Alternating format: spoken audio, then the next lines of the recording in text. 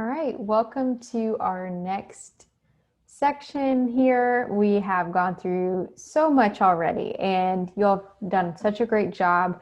So today we're talking about the IEP, the actual document that we focus on as special educators. And the reason why this is so important, even if you become a general education teacher, is because you are going to have to sit on the IEP meetings. They always require a general ed teacher and a special ed teacher to be in attendance at IEP meetings. Not only that, but both special ed and general ed teachers need to know how to analyze this, read it, understand it, because they are required, both parties are required to implement the strategies and accommodations that each student needs. So if you are in a school, and let's say you become a general ed teacher instead, and you're in a school and your special ed teachers do not take the time to distribute the IEPs to you, they forget, or they just are negligent about that. They've been in the field so long, they don't think about it anymore, or maybe, it's just something that's not widely talked about for some reason at some school. You need to be the one to say, hey, I need to see each of my students in my class. I need to see their IEP. And if you're going to look at them, you need to know how to read them. So I'm just going to give you the basic overviews today. But before I show you the actual document that will help walk you through this, just going to give you a quick overview. I'm not going to stay on this PowerPoint very long because there are some other documents and examples I think will be way more helpful just to walk you through it than just to talk about it. But first thing you need to know, in this field, there are 3 required documents, especially in the area of special education and just accommodations and services. First of all, the IEP, which we've talked about a few times, Individualized Education Plan. And what this does, it's a document that after we get that through the RTI triangle, and tier 1 doesn't work, right? That's the 80% of students. Strategies are the same for all students in the classroom, but this particular student, it's not working for them. You get to tier 2. Tier 2 didn't work. Small group help, instruction, and strategies wasn't enough. You get to tier 3, the very top of the triangle, the top 1 to 5% of students, and the student still is not responding to your strategies and one-on-one instruction. At that point, they're typically referred to special education and have to go through some evaluations and testing to see if they qualify. If they do, at that point, they get a case manager, which is a special ed teacher who writes an IEP document for them. And it goes over their goals, just talks a lot about what's their strengths, what are their growth areas, how can we help them, what accommodations and strategies does this particular student need? It's very individualized, which is part of the name, so that would make sense. First of all, we got the IEP. We have the IFSP. And just for the sake of this, just want to show you, I'm not going to go through this very much, but it's an individualized family service plan. And this takes place prior to the time when they go to preschool, more so kindergarten. It's a very early age, and it addresses, which let me get to the next slide. It provides these types of services for the students and the families. So they would be able to get special instruction, speech language help, if they need sign language assistance, occupational therapy, physical therapy, psychological services. A lot of things offered at a very young age, typically before the age of 1 to 3.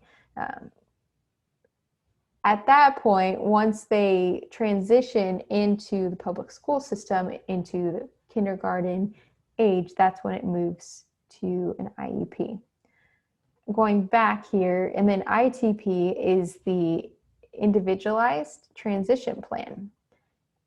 Like I said, I'm spending very little time on this section because I'm going to walk you through the actual documents. So this has to be done by the time the student is 16 years of age. Previously, IDEA said it had to be 14, and then they've increased it to 16.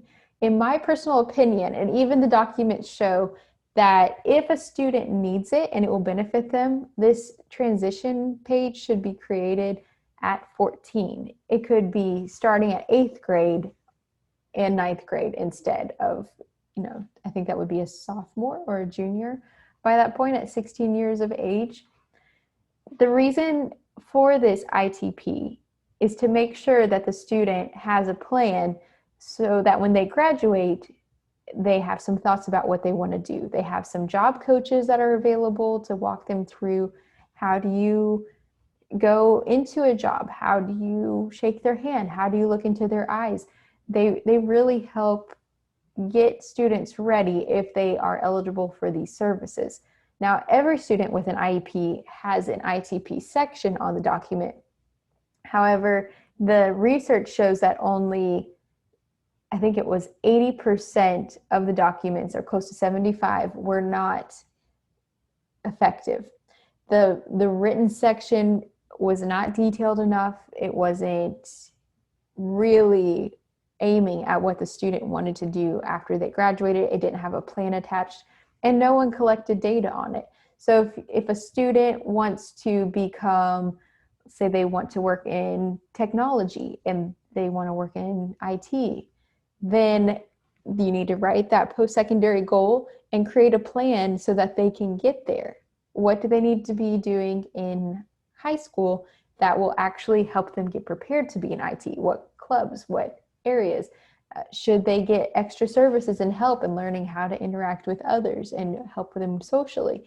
Lots of things. And typically, once they're signed up for this service, some students can opt out of it as well. That's the sad part about it. Otherwise, they could have someone helping them for years after they graduate high school, which is a great service, but not every student takes it. I had a few students who I think could have used it, declined the option. So that's the sad part about it. So as I mentioned, let me get back here. IEP, IFSP, ITP. This is for K through 12. This one is for prior to kindergarten. And this one here is preparing students from the age 16 till their graduation date to make sure they're ready to launch and go off into the real world, whether it's work or college. Hope that makes sense. There are some other plans, and I'm going to actually go through these, just give you a few glances at these here in a minute. But just want you to know that RTI, of course, we understand that. We have to make some tier 2 types of plans, and this is for general ed and special ed, because special ed typically only takes care of the IEP document. RTI is generally, there's sometimes an interventionist at the school who helps with this, but general ed teachers have to write these up as well. 504 plans. These are typically administered and watched, and they collect the data. I've seen it from school counselors typically, but it could be teachers, principals, other people who help monitor those. Behavior intervention plans could be special ed teachers, but also general ed teachers have to create and monitor those as well. So at least I wanted you to have a glimpse of this. The only other thing I wanted to note with an IEP, just wanted to reiterate really who shows up to the team meetings. And then other than that, I'm going to walk you through the document. So a parent or guardian should be at the meeting. They are a top priority. They schedule the IEP meetings around the parent's schedule. That's how important it is that they come. It's very rare that they don't come. Typically, a meeting will be canceled if the parent can't come.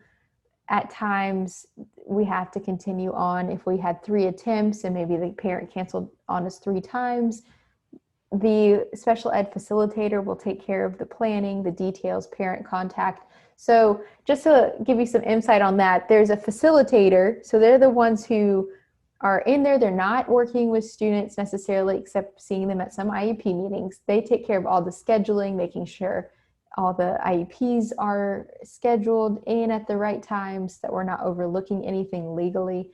And then underneath that facilitator, we have all the special ed teachers. They're the ones getting the work done. They're writing the IEP, working with students, implementing all of the strategies. And then we have the general ed teacher who partners with the special ed teacher, obviously, and they work together. And the general ed teacher is mostly focused on content and delivering instruction to the whole class. Obviously, as what we talked about last week, co-teachers work together. Special ed and general ed have to work together to combine their strengths and powers, I would say, to do what's best for the students. Other people who might attend an IEP meeting besides special ed, general ed teachers have to be there. It has to be one present. So if you're a general ed teacher, you have to know this stuff. This is why it's so important that you watch this lecture, because you don't want to be blind when you walk into your first IEP meeting. Then there are related service personnel that come. That could be speech pathologists, psychologists, OT, anybody who's also supporting that student.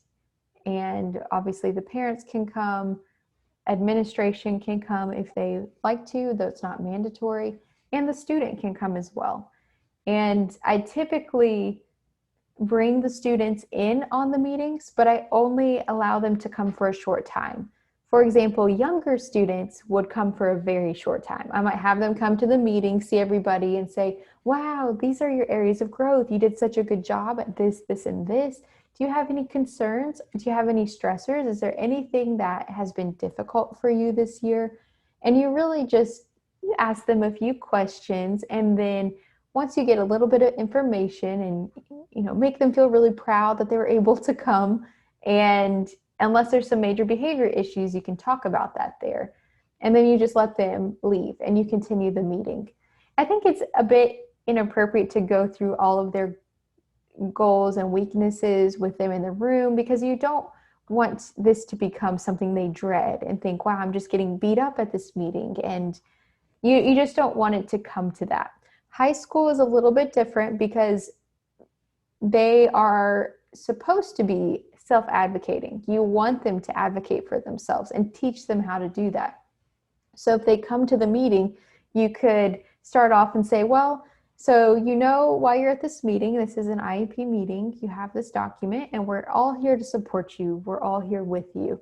So we noticed that we have some great strengths listed about you, and then you go on and name those. And you talk to them and say, there are a few areas that we've really been working on this year. Your reading, your math, maybe talking more to peers. How do you feel like you've done this year? What do you think is new? What has changed? Is there anything that's still hard for you right now? And you go through, just the basics, a little bit of introduction, talk about what they've done well, make their parents feel proud. Their parents are in the room. And after the student leaves, that's a better time to go through some of the harder topics. If they have not met their goals, or if there's some major issues, or you had to put a behavior plan in place, I typically have the students leave during that portion. Sometimes people will have students stay the whole entire time, but it's also an hour-long meeting. And students, unless they're a lot older, maybe seniors or juniors, have a short attention span for that kind of a thing. So that is all that I wanted to show you right now, because this part right here, I'm going to just walk you through the actual document. So let's go ahead and transition onto the next section. But I wanted to highlight this, even though you do have it in your textbook, because when I read textbooks, usually I don't look very carefully at the parts that are, in boxes and in colors, because I just read the text. So I thought I would highlight that for us.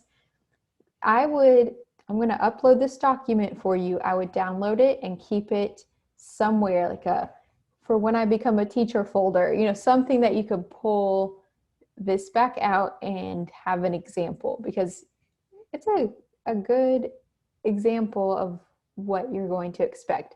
So 504 plans are all about accommodations. This is typically given, let's say they don't make it through the RTI, they get to that top tier, they're still not doing well. A lot of times a 504 plan will be given instead of an IEP. So think of it this way. If a student has a 504, they're not going to have an IEP. They're going to have one or the other. 504 is generally an accommodation plan. A lot of times I have seen this given to students with ADHD because they're not at the level where they need a case manager and have highly documented data every day or every week. Instead, this accommodations plan gives them opportunities for extended time on tests. They're allowed to maybe get up and walk around. They can, let me see what else we've got on here. There's just so many options that they can get through this. So let me walk you through this first. We have general information. So when you write up a 504 plan, in my experience, a special ed teacher does not typically do this, so I'm not going to go extensive on this.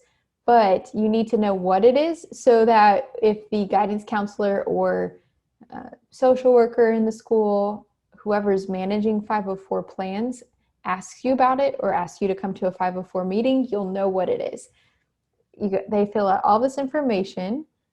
If yes, so is there a mental, physical impairment present? Then if yes, which ones are most affected? And any kind of life-threatening allergies. They talk a little bit about what present levels of performance just mean. How are they doing in school? What's going on? Are they doing well in their academics? Are they socially not doing well? Is it affecting, socially impacting their academics as well? And then there could be some teacher reports. You have to get some information from teachers to back this up. You typically interview 1 to 2 teachers for this. And then they really want to know about allergies because people with allergies could have a 504 and they have to go to the nurse's office at certain times to get medicine. This is just a good way to document. And it asks who the evaluation was conducted by, who was there. And then the person writing this up typically will note all of the accommodations needed. So some examples: develop an emergency action plan for food allergies. Teachers and staff members must attend immediately to any complaint by the child regarding her health. So this one looks like it was written for somebody who had a severe allergy. It could have been somebody with a peanut allergy or something that could be life-threatening to the child. So someone has to monitor this and make sure that they're being taken care of at all times. So that gives you an idea of what a 504 is. The chances of you all having to write one of these is so low that I'm not spending a lot of time on this. Let's move into behavior intervention plans. Even if you don't have to make a formal one, you can make one of these for your own students, even as a general ed teacher. So we talked about Marco was in our example name a couple weeks ago, was starting to increase in his behavior because he hated math. He didn't want to do math. He didn't understand it. He hates it. And now we're going to see some escape maintained behaviors coming out because he's going to do whatever it takes to not have to do the work and to get out of that classroom. And now we can make a plan. Now that we know the function of the behavior is escape. And usually you do the whole functional behavior assessment to find that out, but I'm just giving you the answer because this is a, it's not a real scenario, it's hypothetical. So here's a behavior intervention plan for Jake. This is his birthday, classification autism. He's living at home with his family. The behavior that's exhibited: he is exhibiting aggression towards others, and specifically he has inappropriate social interactions. He is having temper tantrums. I'm losing my way of speaking, so I do apologize. So see right here on the behavior intervention plan, you're going to have hypothesized function, which the typical order to get to the behavior intervention plan: first you do the functional behavior assessment, which helps you determine function. Is it, remember the 3, escape, attention, and access to a tangible? You're going to have one of those 3 typically. So they have determined he is trying to avoid or escape an activity. It's an escape maintained behavior. He's seeking a tangible reinforcement.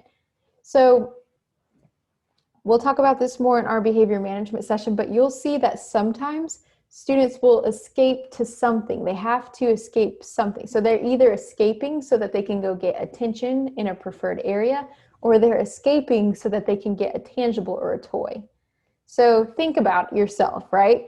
Probably right now or during some of your homework or one of your classes, you are just tired. You're done. You're tired of listening to us just talking, talking, talk. I get it. I understand.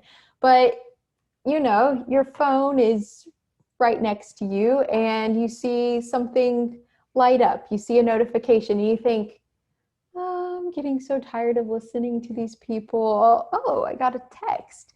And instead of focusing where we need to focus when we watch a lecture or do our homework, this is way more appealing. So what you're doing in that moment is your behavior is, of course, getting on your phone, but you're escaping a non-preferred task, which is listening to the lecture or either doing your homework. You're escaping it, and you're escaping to, you always have to escape to something, to your phone. And anything that is tangible, that's why we call it escape to tangible.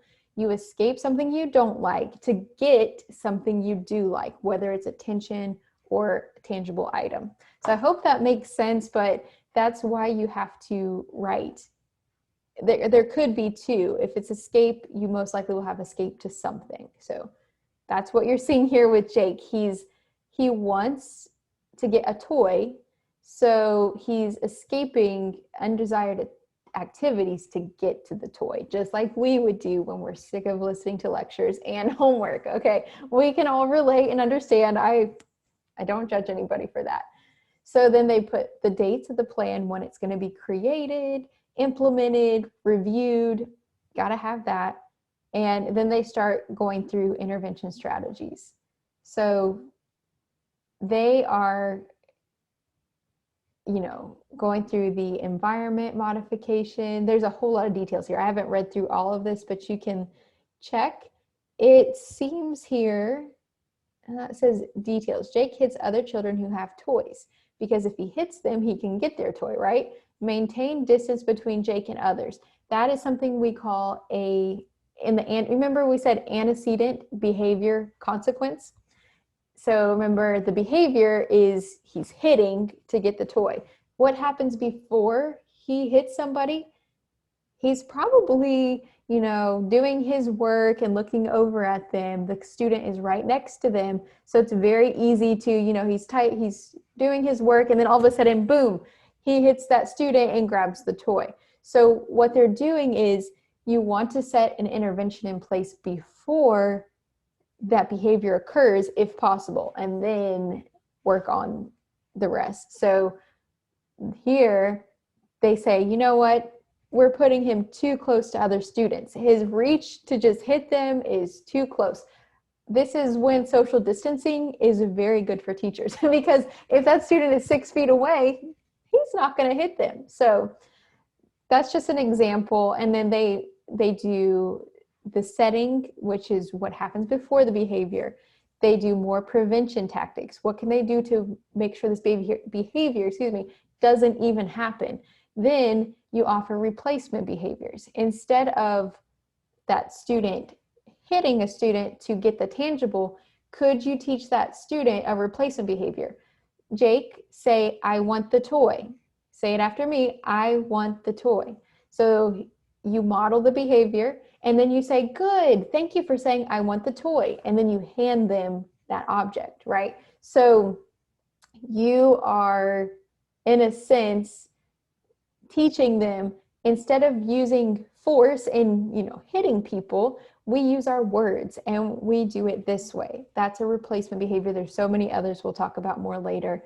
And then there's also the consequence. So they've addressed the hypothesis, the antecedent, the behavior itself and how to replace positive behaviors, and then the consequence. And right here, for example, they say, when Jake asks for a desired toy, adult assistance, or a break, they honor the request right away. So if Jake says, sure, okay, I'm not going to just hit my neighbor anymore, I'm going to say, toy, please, or break, or snack, especially if they're really young, they could just use a couple words. And if they use it appropriately, you reinforce that behavior every single time. And then let's say they've got that down and the behavior's decreasing and they're doing great. Maybe you only hand them the toy every 3 times they ask. You fade out the intervention. So I'm giving you a lot. This is, as you can tell, I'm giving you little pieces of the behavior management side along the way so that when we talk about the big topics, it's not as like, whoa, where did she come from on that? So I hope you see. I'm going to reiterate it one more time because this is so important. And find the function, attention, escape, tangible, and then you find strategies that hit the antecedent before the behavior, the actual behavior, and then what happens after the consequence. Okay? So you've got an idea of what a behavior intervention plan looks like. Let's see what else we have here that you might need to know. These are good things to just go back and look at, especially when you start teaching. I'm not going to go into too much depth. I thought these were wonderful. How can you contribute to an IEP? Gives you step-by-step, everything you need.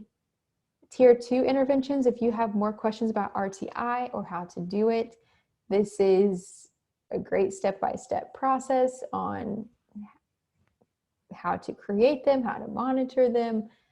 It's a team decision. It gives you all of this. This is not part of the lesson, so I'm not going through it in depth. 504 plan, which we just took a look at, and it gives you a step-by-step instruction on how to create one of these. Person-centered plan. This is the IEP process, so I'm going to stop here because this is what we're talking about today. And you can tell here, facilitating parent involvement in the IEP process. You want them to be involved. You need to know, okay, what do you think? Sometimes it can go 2 ways. Like I've mentioned before, parents are also on a spectrum. Some parents are really invested to a high level and they want to know everything, and they ask questions and they input and they tell you what's best for their child, even if as the teacher, as the educator, like, well, that's not research based. And so it goes from that extreme to the parent not contributing, being kind of shy about it because they don't know what to say. They've never been through this process before. So this will help you know how to engage them. And just to highlight the main things, figure out what your parents are thinking. Talk to them and say, hey, how do you feel like your student's doing this year? Is there anything about the IEP that's confusing for you, that's difficult? How can I help you? Prepare them for the meeting. Make sure that they have all the documents that they need, that they're ready for the day. Typically, you send the IEP, the completed IEP, the day before, or actually a week before, and then they can call if they have questions. Make sure that the parent's schedule fits with the IEP meeting. That's what the facilitator will do. Call the parents and make sure that the date works for them. Be careful of the language that you use in the meeting. Sometimes our fancy acronyms, I talk in acronyms to you and you might even think, what in the world is she talking about, right? And the parents feel the same way. So instead of saying OHI for other health impairment or IEP for individualized education plan, use the actual full verbiage. Otherwise, they might look at you and think, what are they trying to say right now? Also use the meeting as a parent education opportunity. There's a lot of times that they don't know what the IEP is, and you can just kindly give them resources on what an IEP is, or help them with other teaching strategies or things that might even help them at the house that are working for the child in your classroom. Sometimes parents like to hear about that. Discuss the student as an individual, even if you have a whole class of students, and say, wow, they're all doing so great. Try and just talk about that one student to the parent, because that's really their top priority at that time. Just view and treat parents as equals. I've seen some people treat parents demeaningly, as if we have all this information, we're so smart and we're so above you, and even if we do have knowledge that they don't have, we don't want to come across that way. We want to be supportive and collaborative, as we talked about last week, and really make sure they feel welcome there and understood. And we just need to be very kind to them. And just be aware of cultural issues as well, language barriers, maybe things culturally that at home are acceptable, but at school they're not, and they learning how to bridge that gap and how to talk to them in a way that helps them understand our process. I think that's very important. And then if you want to read this, we've talked about this already a little bit. How do you involve your students in an IEP? I think that's a good document as well. And this last one, just maintaining awareness of student needs and performance. And I'm not going to go through that either, but these are resources for you to keep so that when you become a teacher, you'll probably think, I know Dr. Jones said something about this. I wonder what that was. You'll be able to pull this up and have a step-by-step instruction.